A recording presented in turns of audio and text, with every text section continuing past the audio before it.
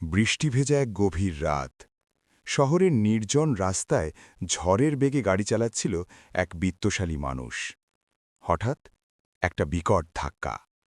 গাড়ির হেডলাইটের তীব্র আলোয় সে দেখল রাস্তায় পড়ে আছে একটা শিশুর মতো নিথর শরীর। চারদিকে ঘুটঘুটে অন্ধকার আর বৃষ্টির গর্জন। ভয়ে বুক ফেটে যাচ্ছিল তার।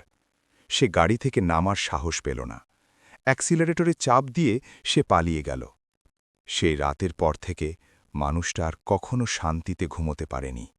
প্রতি রাতে তার কানে বাজত সেই ধাক্কার শব্দ। তার মনে হতো, আমি একটা শিশুকে মেরে ফেলেছি।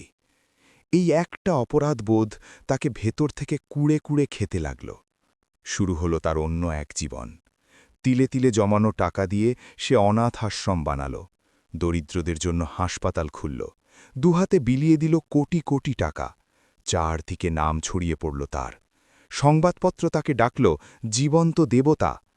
কিন্তু পৃথিবীর চোখে সেই দেবতা নিজের আয়নার সামনে দাঁড়ালে দেখত শুধু এক কুৎসিত খুনিকে।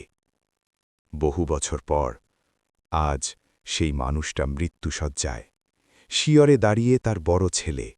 বৃদ্ধের চোখের কোণে জল, গলা কাঁপছে। তিনি ফিসফিস করে বললেন, বাবা, আমি এক মহাপাপ নিয়ে মরছি। সেই রাতে আমি একটা শিশুকে চাপা দিয়েছিলাম, ভয়ে পালিয়ে গিয়েছিলাম। আমাকে ক্ষমা করে দিস বাবা।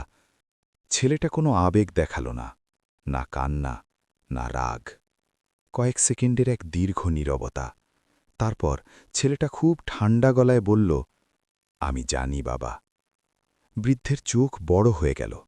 অবাক বিস্ময়ে তাকালেন ছেলের দিকে। ছেলে বলতে থাকল, সেদিন তোমার গাড়ির ব্রেক আমি নিজেই নষ্ট করেছিলাম। আমি চেয়েছিলাম সেই রাতে তোমার হার্ট অ্যাট্যাক হোক, যাতে তোমার সব সম্পত্তি তাড়াতাড়ি আমার হাতে আসে। ঘরটা হঠাৎ যেন বরফের মতো ঠান্ডা হয়ে এলো। ছেলেটি আরও নিচু স্বরে বলল, তুমি যাকে শিশু ভেবেছিলে ওটা কোনো মানুষ ছিল না, ওটা ছিল একটা ম্যানিকিন। তোমাকে ভয় দেখানোর জন্যই আমি ওটা রাস্তায় রেখেছিলাম। বৃদ্ধের নিঃশ্বাস থমকে এলো, শরীরটা নিথর হয়ে যেতে লাগল। ছেলেটি শেষবারের মতো তার কানের কাছে মুখ নিয়ে বলল, তুমি সারা জীবন তোমার সব কিছু বিলিয়ে দিলে একটা মিথ্যে পাপের ভয়ে, যে পাপ তুমি কোনোদিন করোইনি।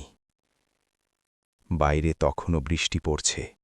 ভেতরে একজন পবিত্র মানুষ নিভে যাওয়ার আগে বুঝে গেল তার সবচেয়ে বড় শাস্তি এই সত্যিটা ছিল না যে সে পাপী, বরং সবচেয়ে বড় শাস্তি ছিল এই সত্যটা যে একটা ভুল বিশ্বাসী তাকে ভালো মানুষ হওয়ার নাটক করতে বাধ্য করেছিল।